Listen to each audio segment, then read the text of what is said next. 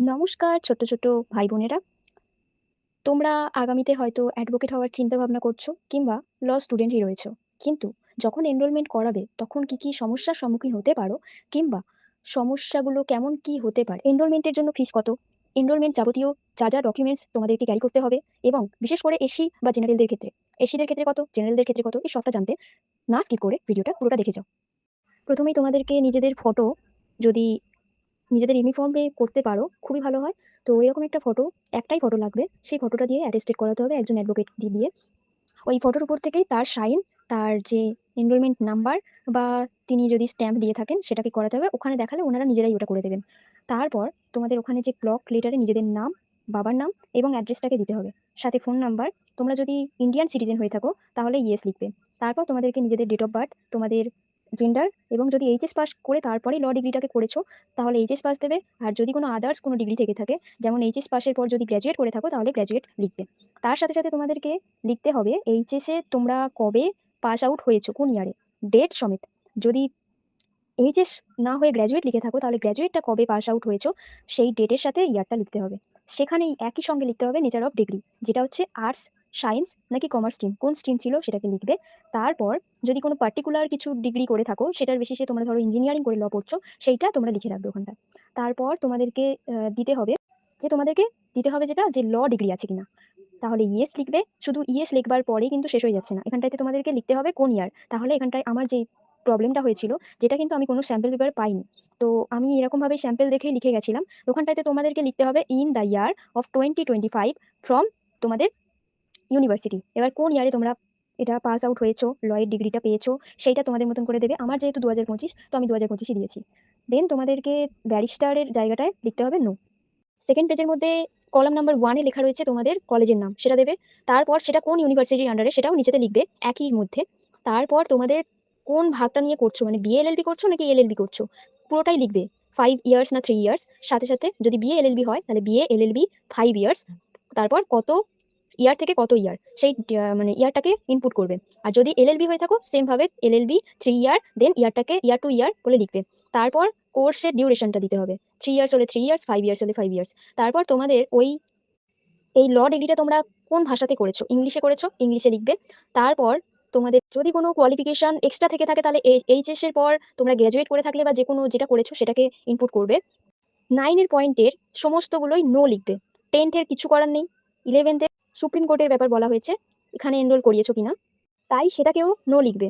তারপর তোমাদেরকে অর্ডিনারিলি কোথায় প্র্যাকটিস করেছো, কোন কোন কোর্ট, যদি একটা কোর্ট হয়ে থাকে তাহলে সেই একটা কোর্টের নাম লিখবে, পুরোটাই ব্লক লেটার। একটু পড়ে নিয়ে ইয়েস নোটা লিখতে হবে। তো 13, 14, 15 অ্যান্ড 16 এগুলো আমার ক্ষেত্রে হয়েছিল নো, তো আমি নো লিখেছি। 3 নাম্বার পেজটাতে কিছুই না, জাস্ট তোমাদেরকে নিজেদের সিগনেচারটা করতে হবে। যেই ডেটে তোমরা জমা করছো এনরোলমেন্টের ফর্মটা, সেই ডেটটাকে লিখবে।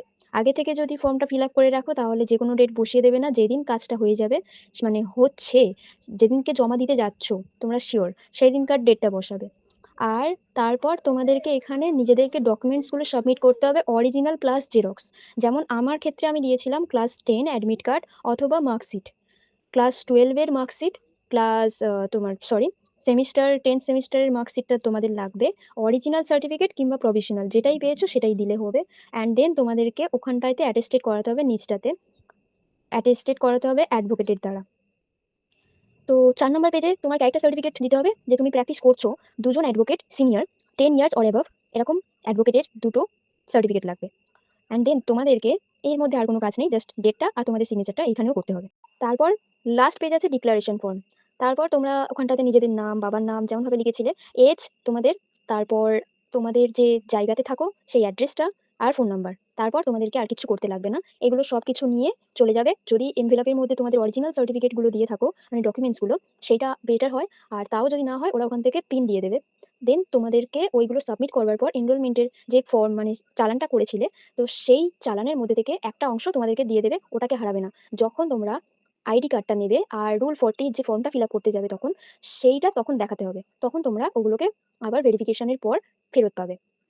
সেটাকে একদম ভুলে যাবে না, আর এটাকে একদম কোথাও হারিয়ে ফেলো না। এটার মধ্যে তোমাদের ওই পার্টিকুলার একটা নাম্বার দেওয়া থাকবে।